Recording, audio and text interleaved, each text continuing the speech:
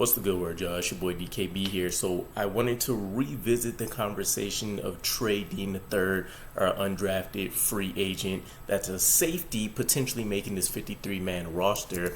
I know that Fan Nation has their league-wide list of undrafted free agents most likely to make the roster, and he's near the top of that list for a reason, considering the New York Jets safety position is arguably one of their weakest links on the roster, and on a championship defense that could definitely use a boost of improvement.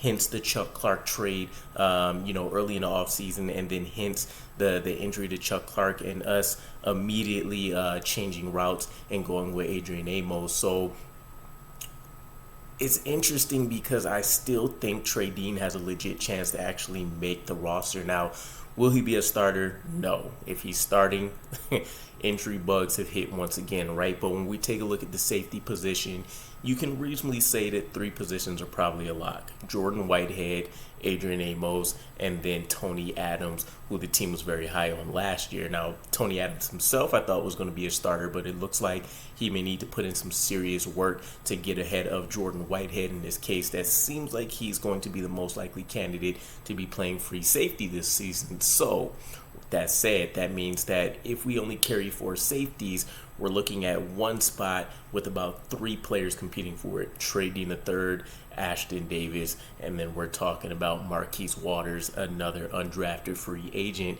And interestingly enough, it seems like it'll be at the strong safety spot, which would be the most ideal position for a guy like Trey Dean. But when I thought about this conversation again, Trey Dean offers something that many of these other guys won't be able to offer right out of the gate, and it's the fact that he can go out there and pretty much erase a running back and line up with a tight end in coverage, which is probably one of the hardest aspects of playing the safety position, and especially in this New York Jets defense within this last 5 to 10 years, where we've had an onslaught of screens, whether it's tight end screens, wide receiver screens, running back screens, that have completely decimated very strong outings otherwise by the units as a whole.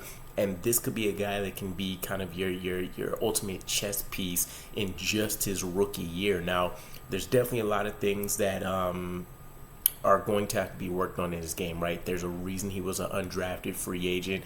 A lot of that is honestly because there's some really crappy film on him. It was very much so a feast or famine situation. He either went out there and completely decimated offenses, or he got picked on and was the reason why that Florida defense got lit up. But there's definitely things working in his favor for people that love all the numbers and everything, right?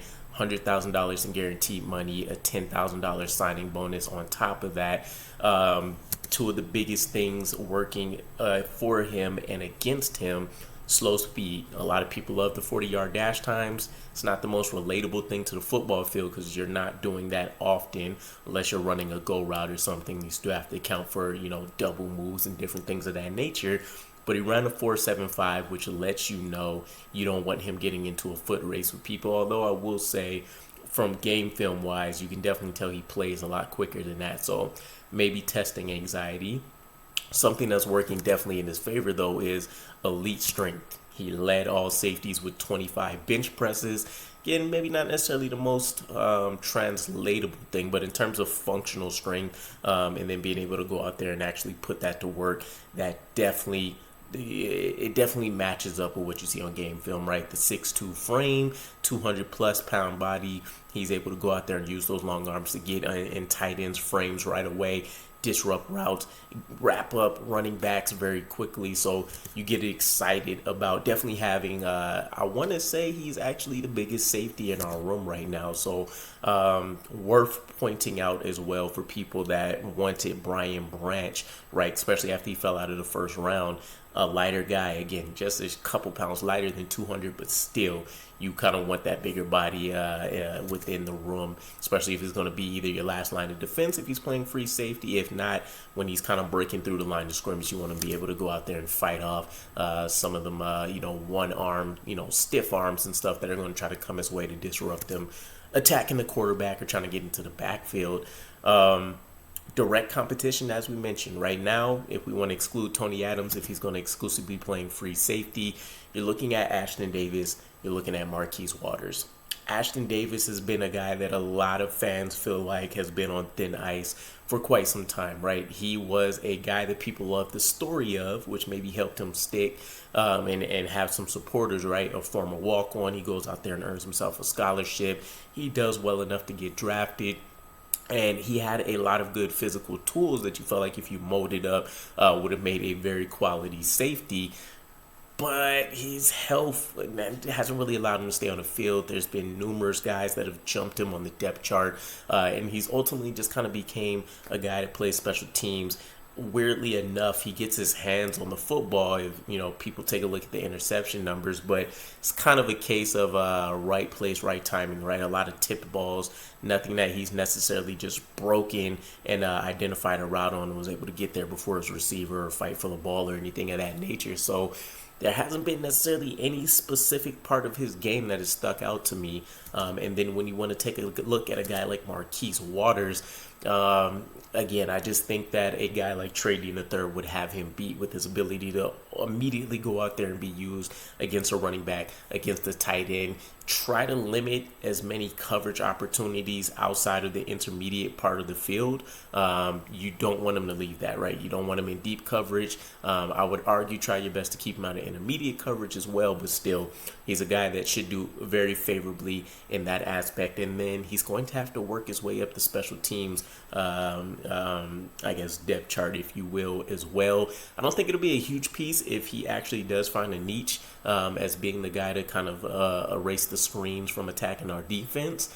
But again, you match up the size. You match up, if you want to talk about at least the feasting part of his game tape and what we've seen out there, the physical build to go out there and line up against anybody. And even playing out in the slot actually works in his favor to a certain degree, more so than some slot cornerbacks actually. So you kind of think about all of those things, and I can see him coming out ahead, right? You take year one, you give him this specific role. I think this is a guy that hopefully if he can progress over the season, great. But in year one, he's probably going to be a guy that you really just give him these, let's just say, 2 tasks. And you want him to go out there and excel in that. Don't try to put too much on his plate because he's going to fall apart, right? This is a guy that you kind of really just want to slow cook. If you could get him a redshirt year, kind of like a Jeremy Ruckert, that would be fantastic, I think, for his long-term growth. But I think he clearly has a role on this defense if he can lock down that 4th safety spot. And it might not even be close. I know right now Ashton Davis is ahead of him on the depth chart, at least the unofficial one. But once we get these pads on, I think we will see a world of difference between guys like Trey Dean and then Ashton Davis and Marquise Waters, who'll probably get walked out the door, but potentially put on a practice squad, at least in Marquise Waters' situation. I don't think Ashton Davis is actually eligible for practice squad anymore. But let me know what your guys' thoughts are. Plenty of lists out there that has him as the best chance to go out there and make the roster. And I happen to agree with them. So let me know what you think, and I'll catch you guys again.